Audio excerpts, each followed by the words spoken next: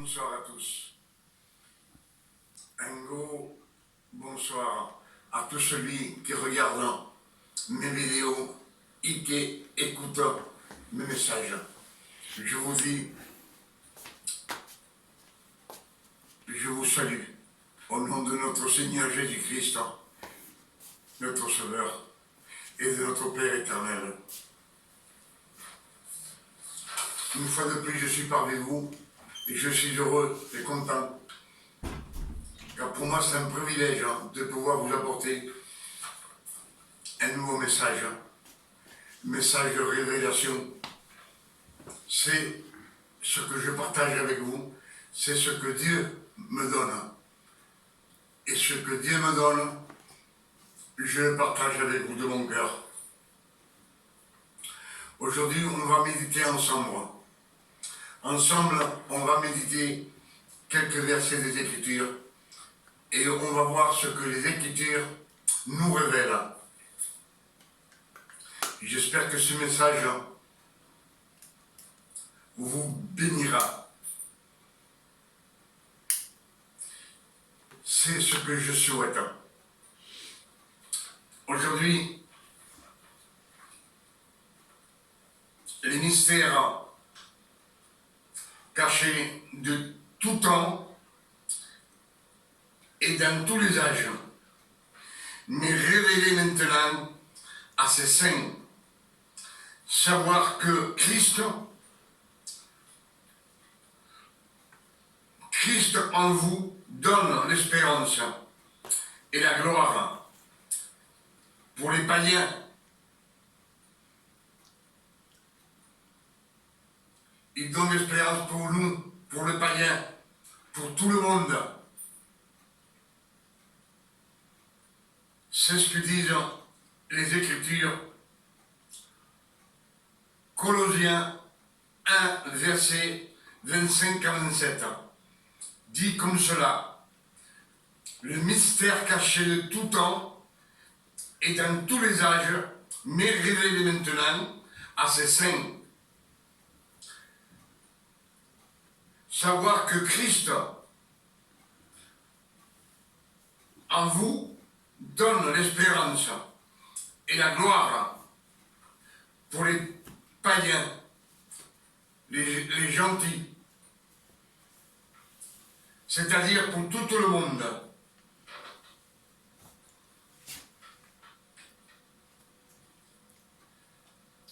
Ephésiens 1, verset 3, dit comme cela: béni soit le Père de notre Seigneur Jésus-Christ, qui nous a bénis de toutes sortes de bénédictions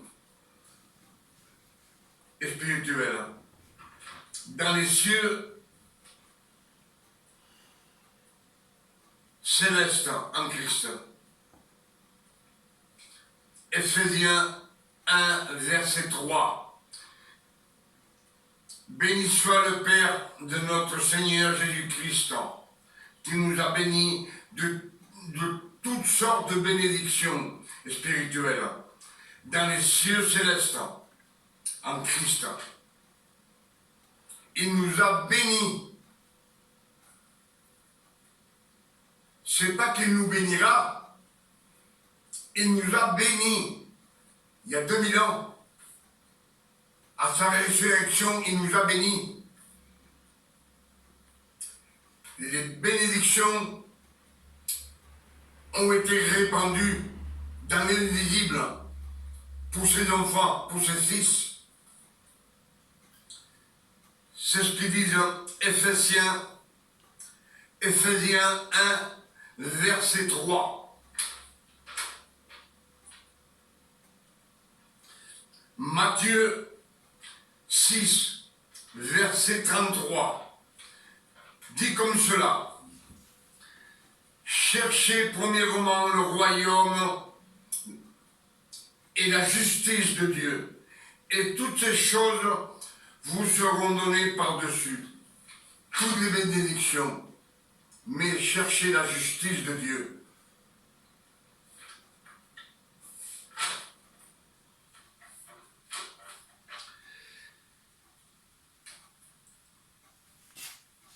Et nous allons méditer ensemble un petit peu ces quelques écritures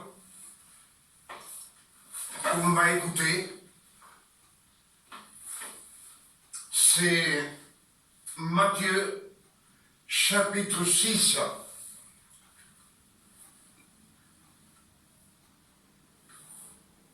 Gardez-vous de pratiquer votre justice devant les hommes pour en être vus. Autrement, vous n'aurez point de récompense auprès de votre Père qui est dans les cieux. Lors donc que tu fais l'aumône, ne sonne pas de la trompette devant toi, comme font les hypocrites dans les synagogues et dans les rues, afin d'être glorifiés par les hommes. Je vous le dis en vérité, ils reçoivent leur récompense.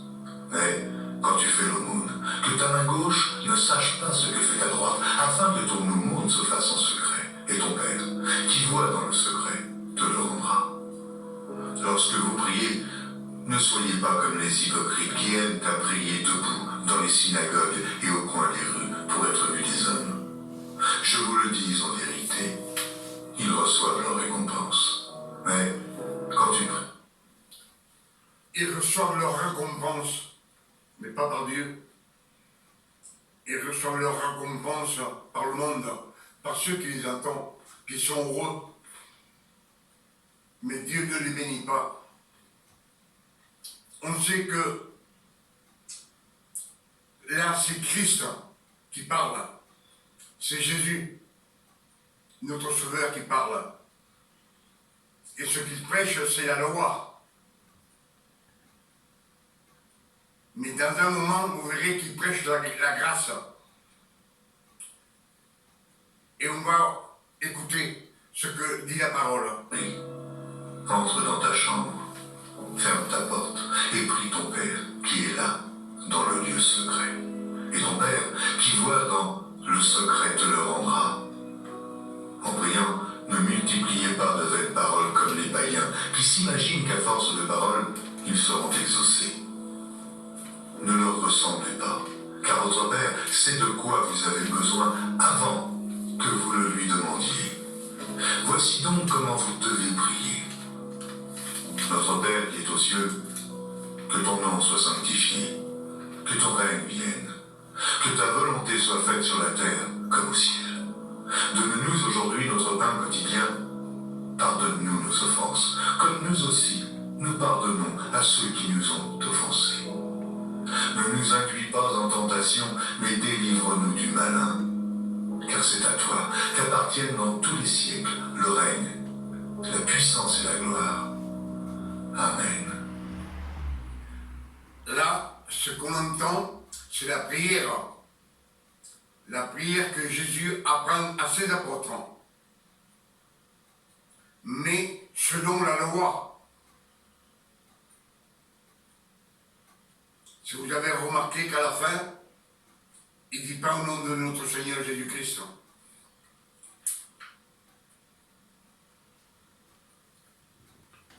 Au Père et la gloire pour toute l'éternité, passé, présent et futur. C'est une prière sous la loi.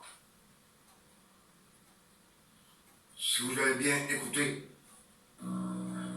Si vous pardonnez aux hommes leurs offenses, votre Père céleste vous pardonnera aussi. Mais si vous ne pardonnez pas aux hommes, votre Père ne vous pardonnera pas non plus vos offenses. Lorsque vous jeûnez, ne prenez pas un air triste comme les hypocrites qui se rendent le visage tout défait pour montrer aux hommes qu'ils jeûnent. Oh, je vous le dis en vérité, ils reçoivent leur récompense. Mais quand tu jeûnes, parfume ta tête et lave ton visage, afin de ne pas montrer aux hommes que tu jeûnes, mais à ton Père, qui est là, dans le lieu secret, et ton Père, qui voit dans le secret, te le rendra. Ne vous amassez pas des trésors sur la terre, où la teigne et la rouille détruisent, et où les voleurs percent et dérobent.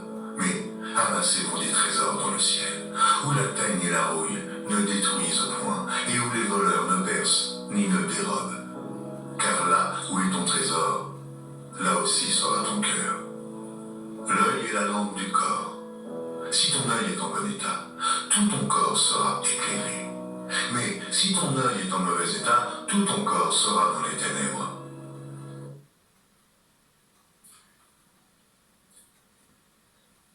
là on a parlé un petit peu, Christ nous parle de ce que lui, il prêchait dans le temps. C'était la loi. La loi. Mais là, il est en train de te dire, si ton œil, c'est ta lampe, c'est ta lumière, si ton œil est en bon état,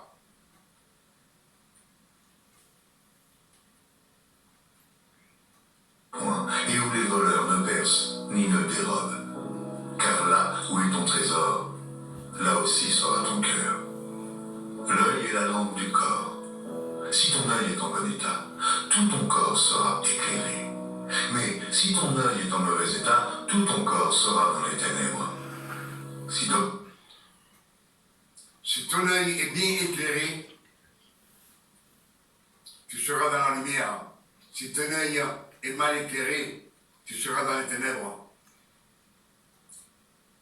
Ce n'a toujours le bandeau dans les yeux, ce qu'on ne voit pas.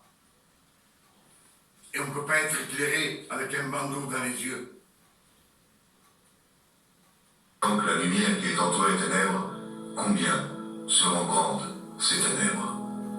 Nul ne peut servir deux maîtres, car où il haïra l'un et aimera l'autre, où il s'attachera à l'un et méprisera l'autre, vous ne pouvez servir Dieu et Mammon. C'est pourquoi je vous le dis, ne vous inquiétez pas pour votre vie, de ce que vous mangerez, ni pour votre corps, de quoi vous serez vêtus.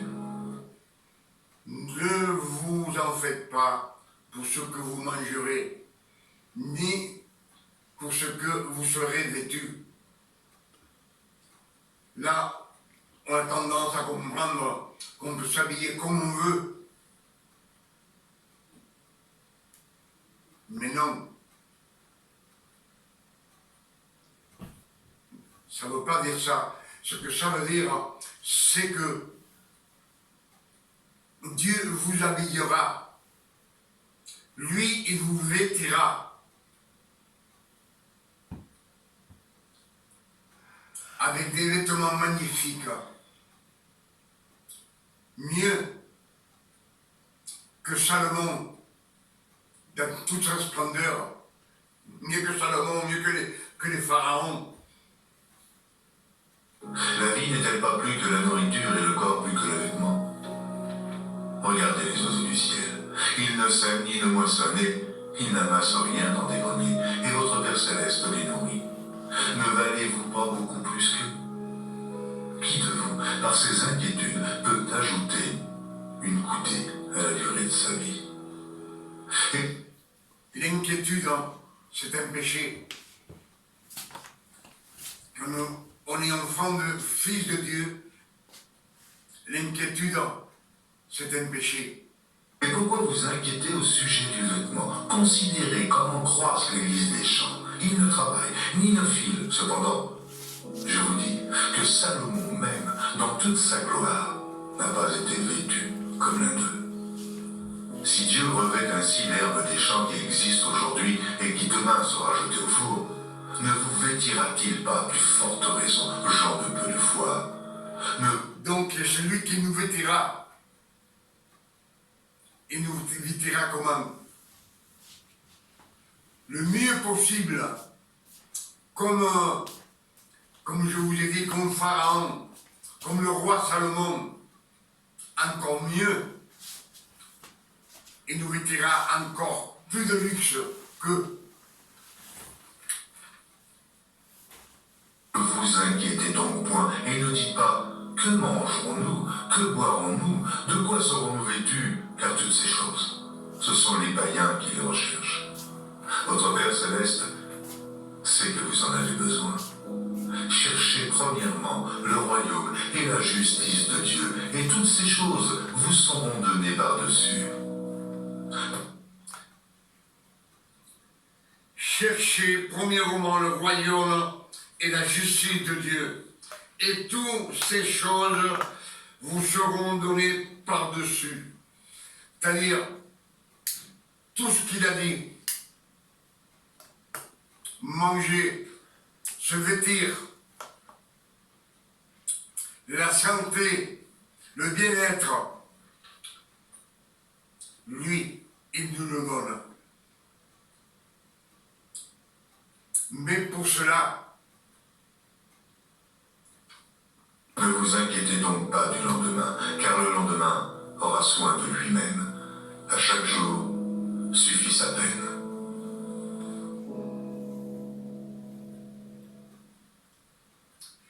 chaque jour suffit sa peine. Pas la peine de penser pour demain, ce qu'on va faire demain. Si Jésus est mort sur la croix pour nous, il est mort pour nous. Il a été maudit sur la croix pour nous. Dieu a donné son Fils unique sur la croix.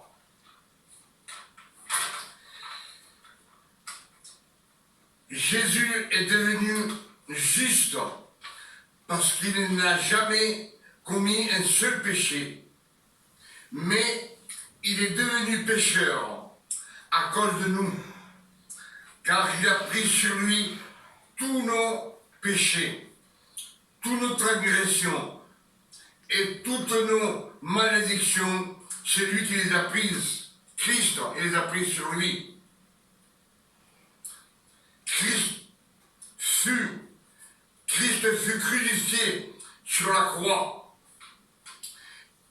Et sur la croix, il fut maudit, non parce qu'il le méritait, mais à cause de nos péchés. Il fut maudit sur la croix à cause de nos péchés.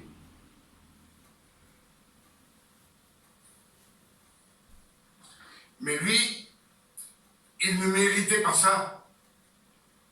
Il ne méritait pas d'être crucifié. Parce que lui, il était saint. Lui, il n'avait connu aucun péché dans sa vie.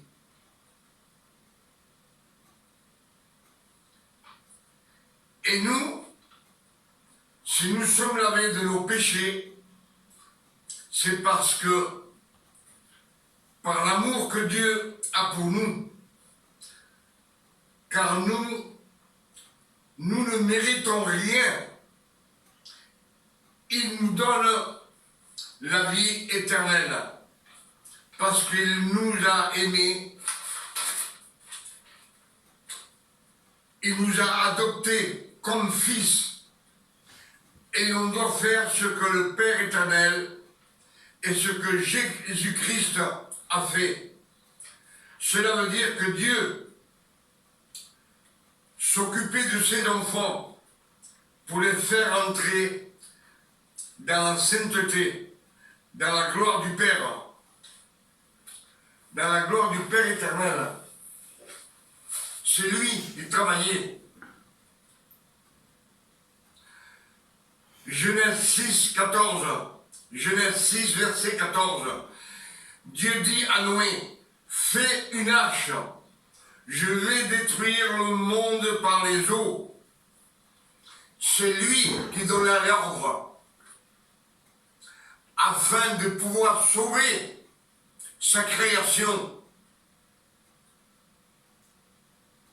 C'est-à-dire Noé, sa femme, ses 3 fils et ses 3 belles-filles. C'est lui qui a travaillé avec la parole. Avec la parole, il se servait pour ramener ses enfants à la sainteté.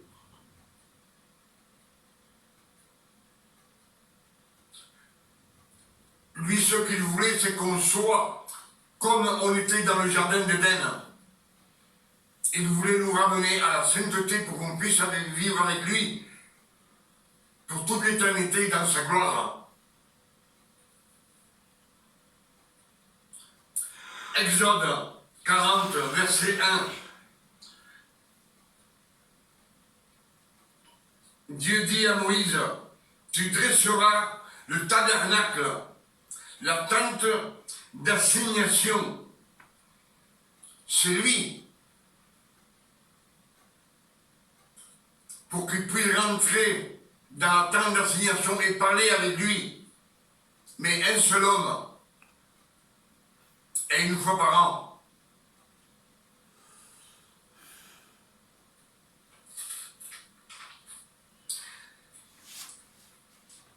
Notre Seigneur Jésus-Christ a fait la même chose que le Père éternel. Il prêche la parole. Lui, dans les 4 évangiles, il prêche la parole. Il est venu accomplir toute la loi. Pour ça, Dieu dit, quand le temps fut arrivé, il envoya son fils, né d'une femme, né sous la loi, afin qu'il accomplisse toute la loi et qu'il puisse racheter tous ceux qui sont sous la loi. C'est Christ qui prêchait. Marc 4, verset 1. Jésus, montant dans une barque, il s'éloigna un petit peu du rivage et il enseignait au bord de la mer. Il enseignait le peuple. Il n'était pas avec lui dans sa barque. Lui, il enseignait les gentils, ceux qui croyaient en Dieu, ceux qui ne croyaient pas, tout le monde, afin qu'ils puissent venir à la grâce.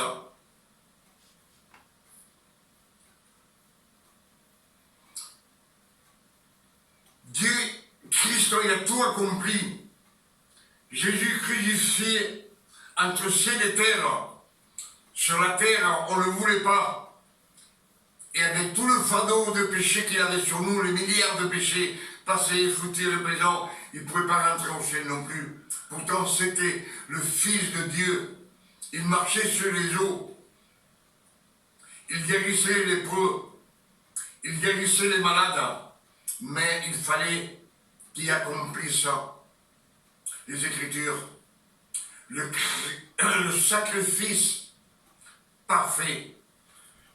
L'ultime sacrifice.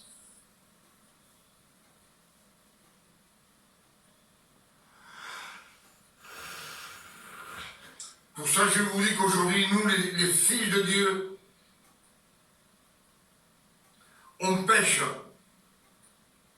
Parce qu'on a ce corps qui est de sang et de chair, mais on ne vit pas dans le péché.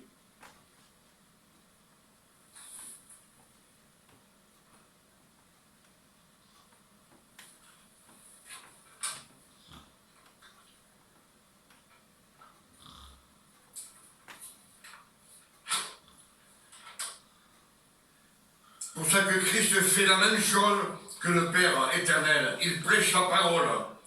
Et nous, qui sommes fils de Dieu, nous ne sommes plus des serviteurs. Nous ne sommes plus des disciples. Nous sommes fils de Dieu. Et nous devons faire la même chose que Christ. Et prêcher, mais prêcher la grâce par la foi en notre Seigneur Jésus-Christ. C'est-à-dire par la foi, pas par des choses religieuses. La religiosité,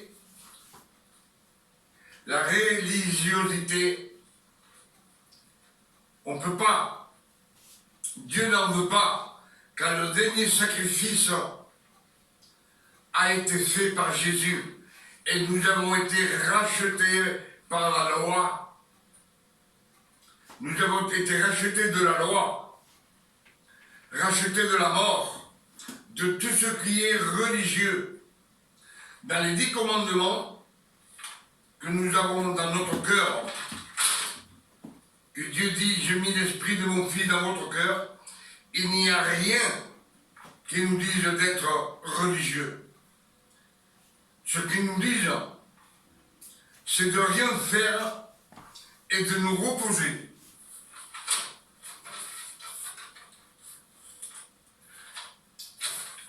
Alors, ce qu'on doit faire,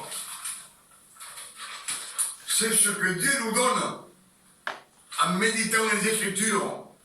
Parce que Dieu veut que tu médites les Écritures, nuit et jour. Quand tu lis les Écritures, la Bible, tu es en train d'écouter la parole de Dieu. C'est lui qui te parle. Et c'est lui qui te bénit. Nous, on ne peut pas bénir Dieu. C'est lui qui nous bénit. Comment qu'on ferait, nous, pour bénir le Seigneur? Comment tu peux servir, toi, le Seigneur? Un fils ne peut pas servir son père. Si tu as un jeune homme, un fils de 13 ou 14 ans, c'est toi qui le sers. Lui, il ne s'occupe pas de ce qu'il va manger demain, ni ce qu'il va s'habiller. Parce que c'est toi qui l'habilles. C'est toi qui lui donnes le manger. C'est toi qui le mènes par la main. Et quand il est adulte, c'est un fils de Dieu. Fils. Alors, ce qu'il doit faire, c'est prêcher comme le faisait le Père éternel, comme le faisait Jésus. Prêcher ce que tu me donnes, Père éternel, je le partage avec mes amis, avec les gentils, les gens de mauvaise vie, les gens, les incrédules, ceux qui ne croient pas en Dieu. Jette-leur la semence. Parle-leur de Jésus. Les Écritures vous disent que la loi, écrite en pierre, tue. Pour cela, Dieu nous l'a mis dans nos cœurs. Et dans cette loi qui est écrite en pierre, il a écrit non sur des tables de pierre, mais sur des tables en chair, dans nos cœurs. Et il y a 3 commandements d'amour. Tu aimeras ton Dieu par-dessus tout. Aime ton père et ta mère, honore ton père et ta mère. Aime ton prochain comme toi-même. Et les 7 qui restent, ils ne te demandent de rien faire. Ne tue pas. Ne vole pas. Ne fais rien. Il te dit de rien faire. Même le Père éternel dans le jardin d'Éden, à Adam, il lui dit comme ça, ne mange pas du fruit de l'arbre de la connaissance du bien et du mal. Ne mange pas, ne le fais pas. Je pense que je suis clair avec vous et ce qu'on a entendu, ce qu'on a lu un petit peu,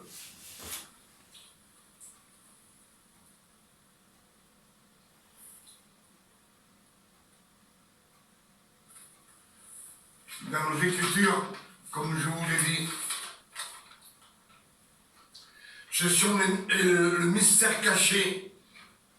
C'est Colossiens 1, verset 25 à 27 qui dit comme cela.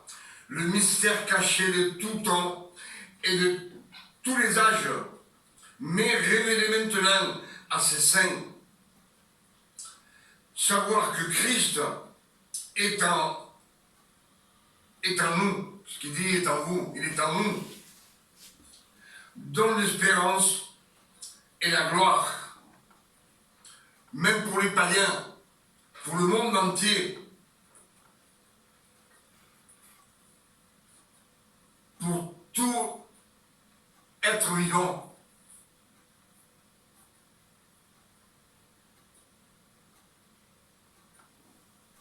Lui, c'est la grâce. Il vous a parlé des oiseaux qui donnent à manger aux oiseaux. Les guides des champs, celui qui les habille. Il vous donne tout.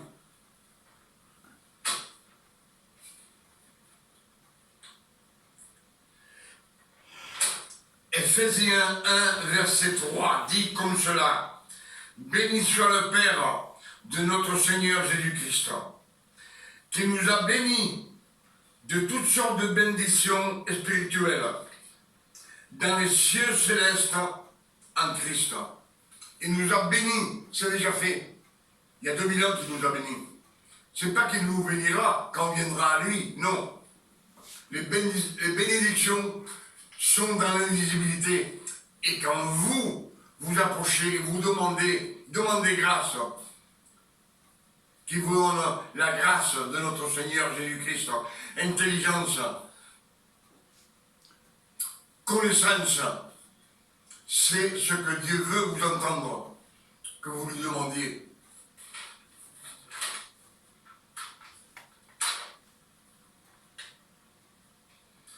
Pour cela, il vous dit, Matthieu 6, verset 33, dit comme cela, cherchez premièrement le royaume et la justice de Dieu en toutes choses, et toutes choses vous seront données par-dessus.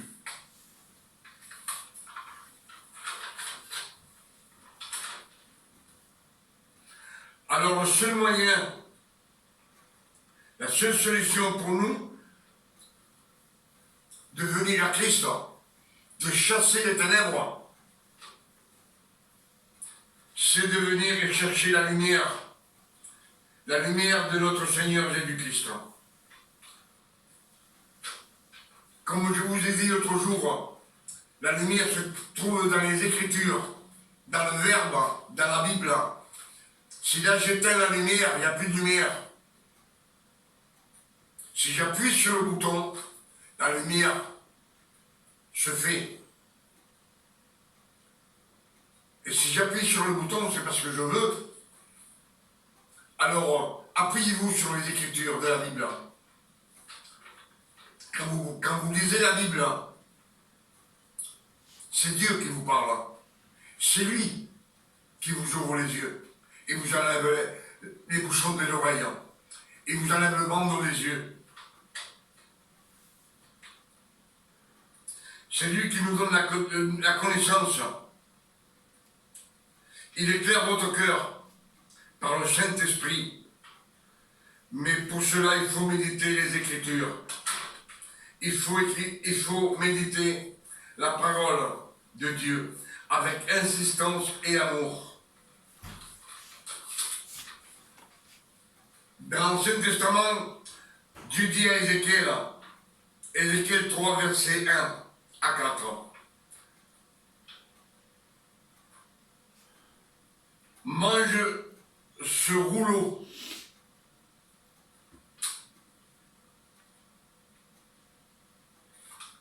et va parler à mon peuple.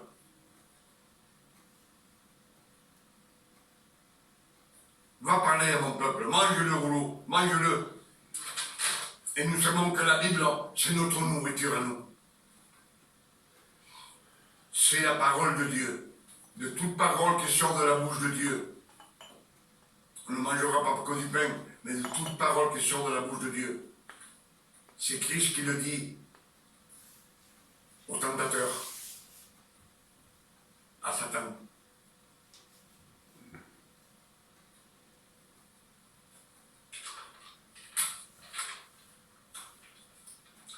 Josué, quand Moïse est mort, il lui donne tout le pouvoir à Josué. Et Dieu lui dit à Josué, ce livre qui ne s'éloigne jamais de ta bouche, médite-le nuit et jour, afin que tu marches dans la fidélité et tout réussira dans tes entreprises. Tout réussira dans tes entreprises. C'est-à-dire tout. C'est pour nous, c'est pour la terre. C'est ici. C'est pour que ton foyer marche bien, ton travail marche bien, que tu puisses vivre heureux. Pour cela, Christ a pris tes infirmités, tes douleurs, tes nécessités. Il a pris tes querelles pour que tu vives bien et que tu pètes querelle. Il a pris ta tristesse pour que tu sois toujours gai dans le Seigneur. Et c'est comme cela que les fils de Dieu vivent de nos jours.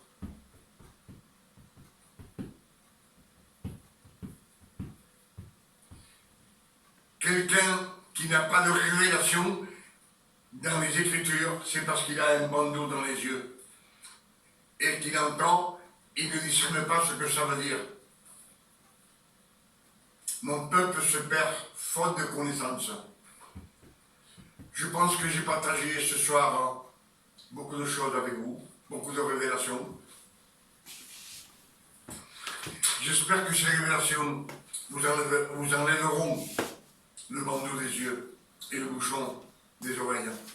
C'est ce que je souhaite pour vous. Demandez à Dieu. Moi, ce que je vous donne, c'est des conseils que Dieu me donne. Et j'en suis sûr que c'est Dieu qui me le donne. Et j'atteste que c'est Dieu dans les Écritures. Lui me parle dans les Écritures. Anciennement, Dieu parlait avec les hommes. Maintenant, Dieu parle à travers les Écritures. Sur ces paroles, je vous dis que Dieu vous donne une nuit de repos, de tranquillité, de santé. Et moi, je vous dis une bonne nuit. Que Dieu vous garde et vous bénisse ce soir. Et comme c'est bientôt le 1er de l'an, lundi, demain soir, passez des bonnes fêtes. Comme Dieu le veut. C'est ce que je vous le souhaite.